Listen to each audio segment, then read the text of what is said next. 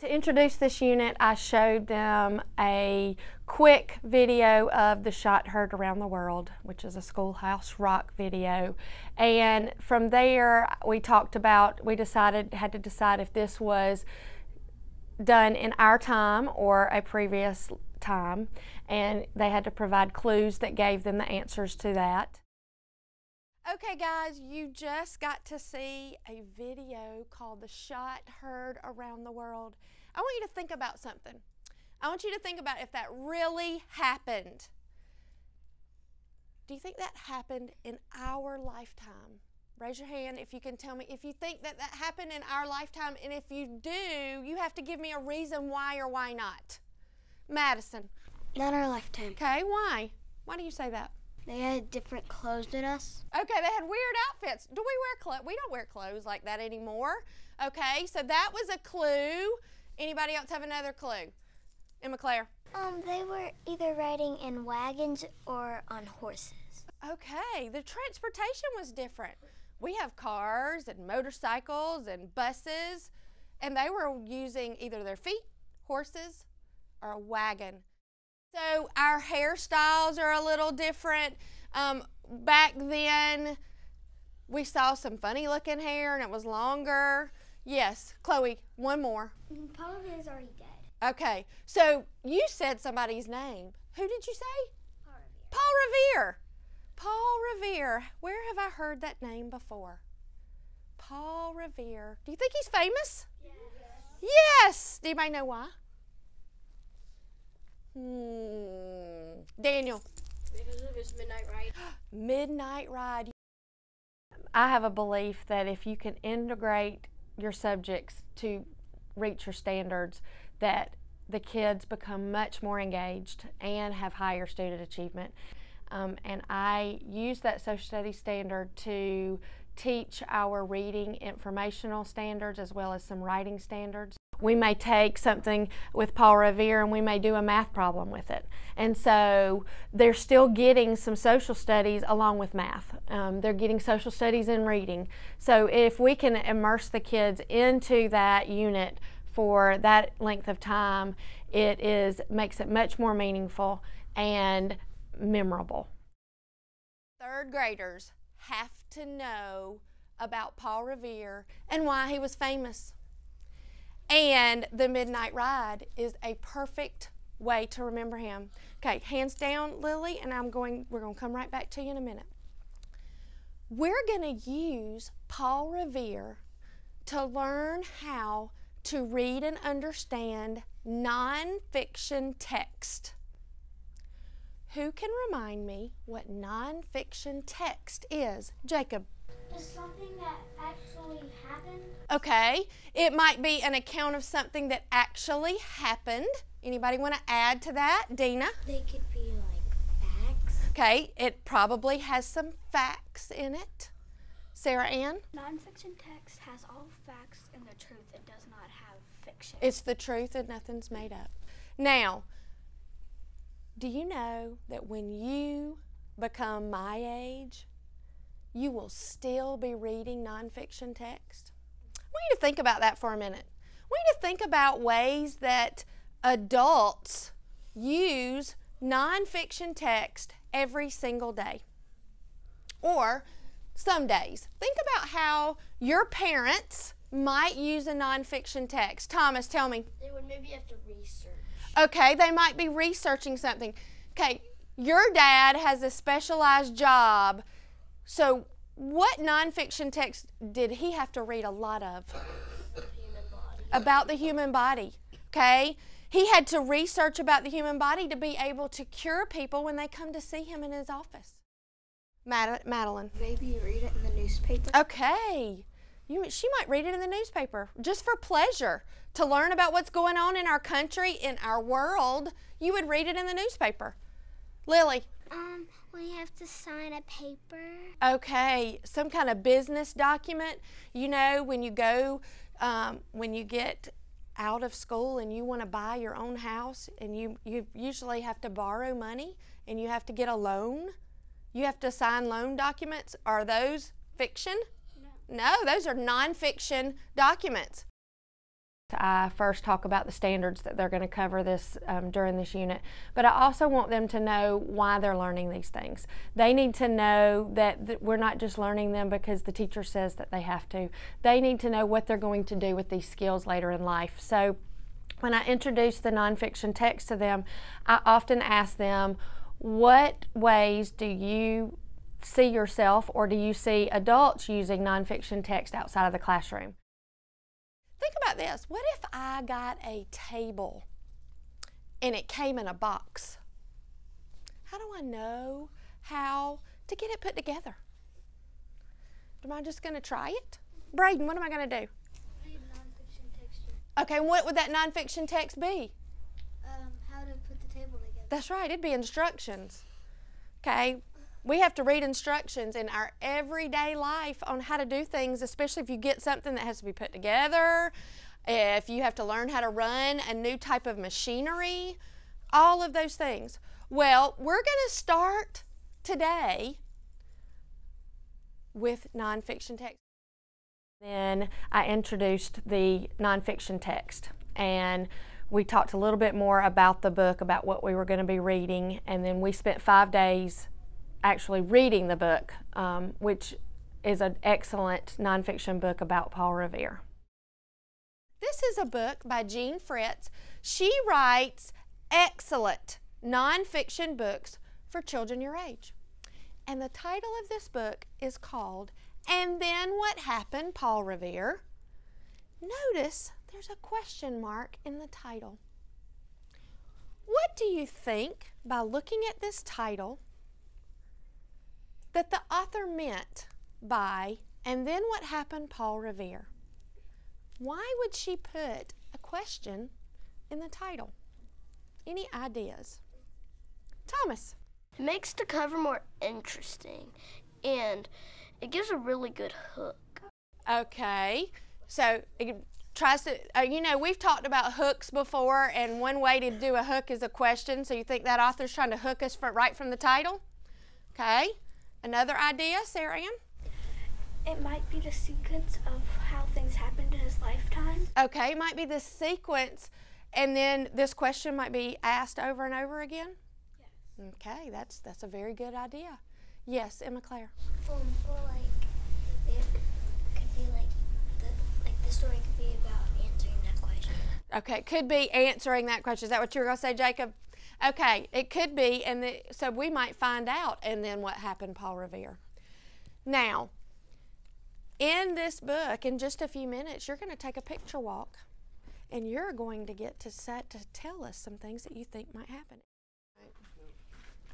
Paper is the heaviest thing on earth. Oh, I'm seeing some awesome looking colonial people over here. Y'all are working hard. Like that little thing on the side. So you made a different one. That's good. I like that. Thomas, tell me about yours. Yours is different also. What did A warrior. yours is a what? A warrior that fought in the battle. Oh, he fought in the battle. And is this part of his uniform? This is his armor. Oh, his armor. Okay, and why? Why would that be realistic? Because back then people would, I'm guessing people would would have signs if the British were there, and they would hold up signs saying. Okay, because they really wanted their freedom, right? Mm-hmm. They really did want their freedom from. All right. They learn from each other, and you'll hear one child say something and another say, "Oh yes," and then they'll say something, and then it just goes on and on from there, because those in conversations with each other are vital for student success. They need to be able to communicate effectively, and they need to be able to listen to other people's opinions. For this lesson that we're going to do right now, we're going to work on 2 of our writing standards. The first writing standard that we're going to work on is that the standard says, conduct short research projects that build knowledge about a topic. Okay, think about that for a minute. Conduct short research projects that build knowledge about a topic. What do you think that means? What do you think that means? Sarah Ann, what do you think that standard means? Research something and then write what you learn. Okay, so research something and then be able to share what you've learned, whether you write it or do something else with it. Okay, very good. The other standard that we're going to work on is standard number 8, and it says recall information from experience or gather information from print and digital sources and sort evidence into provided categories. So we're actually going to do that today. We're going to take notes. We're going to use a digital source to find information. Who can tell what is a digital source? Any other idea? Chloe? It's something that you can Google search. Okay, it is something that you can do a search on. What is one of an electronic thing that we have in the classroom that we might use to do a search? We sometimes use iPads. Okay, we use tablets. What else? Jacob? Computers. Computers, very good. Those are both things that we call digital sources. And those are things that we have in our classroom, and we are going to use those today. We are going to use those to help meet those writing standards of conducting short research projects to build knowledge. So, I'm going to put a topic up here. I want you to look at it.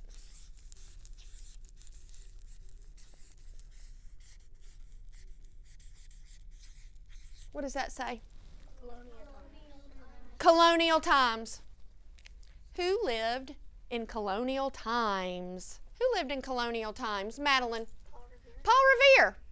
Okay, and we have talked about, through the different chapters we've read in our nonfiction text, as well as conversations we've had in the classroom about how colonial times were different than times are today. Think about some things that you might search when we do a search on our digital source. What are some things that we might search to find out what might be different? Braden? Clothing. Clothing. Good idea. All right, let me change colors. Clothing. All right, so we might want to search about clothing in colonial times. Brooks? Transportation. Okay, transportation might be good. Now, we really kind of know a little bit that there were not cars, and most things were done through feet, horses, wagons. So I want to save that. That might be an interesting fact that we might find, and you're going to know what to do with that in just a minute. Jacob? The way the houses look. Okay, their homes. Okay, their homes might be a little different than we have today. Okay. Dina? Maybe the games or the hobbies. So I'm going to put games / hobbies. All right. I think those would be good. One more way, the thing that we might find lots of information. Evan? Okay, their hairstyles. Do you think that hairstyles could go into clothing? We might could put that into our clothing category. So we're gonna leave that because I think that would work. Lydia? The way that they cleaned. Okay, you know what? You are right on the edge of something that I think that would be really good. Maybe the way they cleaned, or we learned something about Paul Revere. His family had a certain business. What was Paul Revere? Justin? Paul Revere was a blacksmith. Okay, he was actually a silversmith, which blacksmith they had. And so, do we have many silversmiths today? No. So, what about maybe finding jobs? Do you think that would be good? Different jobs that people might have had? Because I believe that some of those jobs might be a little bit, we might find out that they may be a little bit different than what we have in our time today. What you guys are going to do is you are going to work with a partner. You are going to get an iPad. You're going to use the internet, and you're going to search colonial times for clothing, homes, games and hobbies, and jobs. And then you're going to get a sticky note. And you're going to write something interesting, a fact that you found out about one of these categories, and you're going to write it on that sticky note. And as you find out a fact, you're going to put it on the sticky note, and then you're going to come up and you're going to put it under the category. And let me explain, and then I'm going to let you ask questions, okay? I might answer your question. If you find something neat about clothing, and then you find something about jobs, you can do more than one. I know that someone mentioned transportation. That's just an interesting fact about colonial times. And if you find an interesting fact that does not fit into one of these categories, we will put it right over here. Because what we're going to do with this, boys and girls, is we are going to take this research, this information, and we are going to turn it into a fabulous informational writing piece about colonial times. And it's also going to go with your colonial people that you made yesterday. You remember dressing those people up and making them look like colonial times people? So you're going to have a fabulous end product that will go with your people, and you'll have a writing product to go with that. She brings in iPads, and the children utilize those based on their individual needs. They might be assigned research projects, and they research topics on the iPads, or you know, she creates PowerPoints with them, that type of thing. So all of that is integrated, you know, based on what they are learning.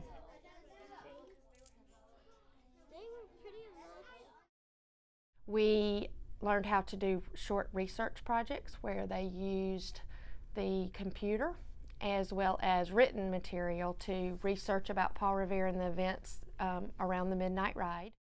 I'll introduce a lesson in whole group, but most of the time children work in collaborative groups, whether it be a foursome, a twosome, threesome, because the conversations that they have with each other tend to be more important than what I say to them from the front of the room. It doesn't matter what or who the child is coming through that door. She is going to take them where they are and help them reach their fullest potential while they're in this room. I don't always heterogeneously group them because I think it's important that they are able to show what they can do and without being stifled by someone else. So I think that I try to change the way that I group students often so that they're not in the same groups all the time. They have several opportunities to work with different students, and that way we get different outcomes from the tasks. I want to introduce a strategy today, and I want you to think of a paragraph as a traffic light. Okay? You've all seen traffic lights when you've been riding in your parents' car or on the school bus on the way to school. I want you to think of the green. Green means what? Go. That is where we're starting, and we're going to go with a hook. Just like Jean Fritz used the title, and then what happened, Paul Revere, as a hook to get us engaged in that book. You want to give a good hook and a topic sentence. Your topic sentence is your main idea sentence. You give a broad sentence about what you're going to be writing. Okay? Your hook might be a fact. Your hook might be a question. Your hook might be a quote. For our colonial times, we would probably use a question or a fact. Okay, so we're moving on down our traffic light and we get to yellow. Yellow means that we need to slow down, and we're going to add details. That means that I want you in the middle part of your paragraph to tell me all the information that I need. So you want to give me some good, juicy details that keep me reading. So I would want a detail about clothing, about homes, about games and hobbies, and about jobs.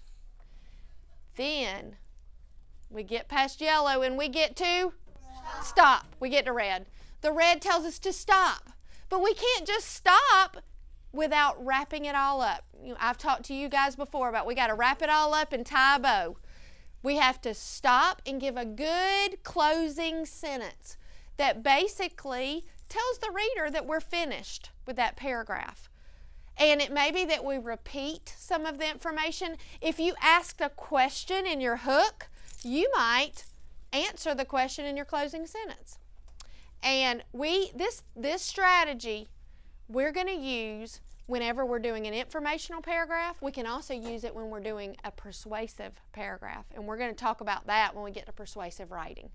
So we're going to get ready to learn how to write an informational paragraph using this research that we have learned. As a culminating task, students got to choose. They had a menu between 4 activities. They could write a song or a poem. They could write a newscast. They could create a PowerPoint or a brochure, or they could create a plastic bottle figure and then write something about them to present to the class. And the reason why I chose to do a choice is that each child has different strengths, and I wanted them to be able to do something that goes along with their expertise area. And it also helps them make them a little bit more comfortable when they get in front of the class to share those if it is in a manner that they are most comfortable with.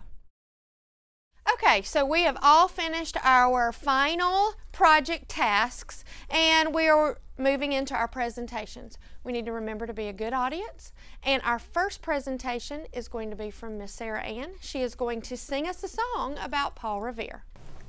Oh, brave Paul Revere stood up even when the British would steer. He helped the colonists as they fought, and soon their freedom had been bought. Then an idea he got one day, 'cause he wanted King George to go away. The crew of a tea vessel madly yelled hey as the colonists dumped the tea into the bay. The midnight ride was soon brought in to warn about the war they soon would win. Oh, brave Paul Revere stood up even when the British would sneer. Very good. I love it, Sarah Ann. I also think that it's important to not have every child do the same exact thing. It's important that they get to show their creativity, and what better way is to offer them several options. They choose what's best and then they just run with it. Our next presenters, we have a special news bulletin that is going to come in. And so we would like to have Emma Claire and Paul Revere, played by Dina.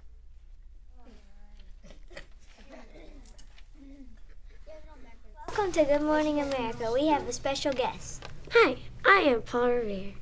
First off, where and when were you born? Well, I was in a family with a lot of metal because my dad was a silversmith. I was born in Boston, Massachusetts in 1735. That's very interesting.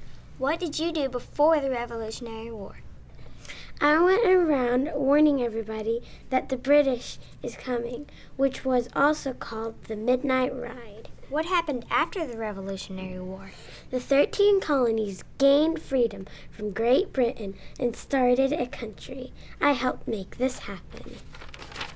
That's all for today. See you next time. Okay, great job, girls. I have just a couple of questions for you. I want you to think about your project that you did together. Where did you find your information? Some of it we remembered from the book, and some of it, like the dates, we had to look up. Okay, so they remembered some of it from the book, so they actually used those standards of explicit evidence in the text. And then also you said you had to look that up. Where did you look that up?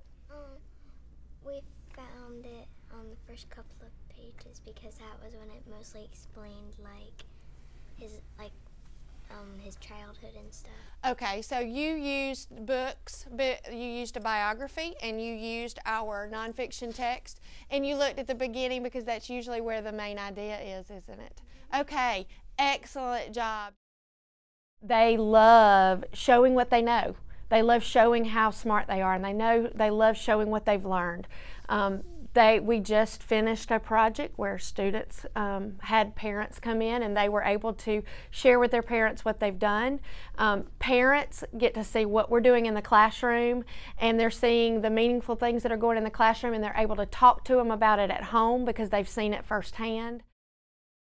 Okay, we have just finished our unit on Paul Revere. And so we're going to move into that section where we do some share time. And before we get to our share time, I want you to think about all of those informational reading standards. And I want you to give yourself a grade. 1, need more work. 2, you're working towards those standards. Or 3, you know what? I feel confident that I've mastered those standards. So when I say give me a grade, I want you to show me that at your heart. Ready? Give me a grade. Okay, good job. I love those grades that you've given me. When I do lessons, at the end of every lesson, we do a share time.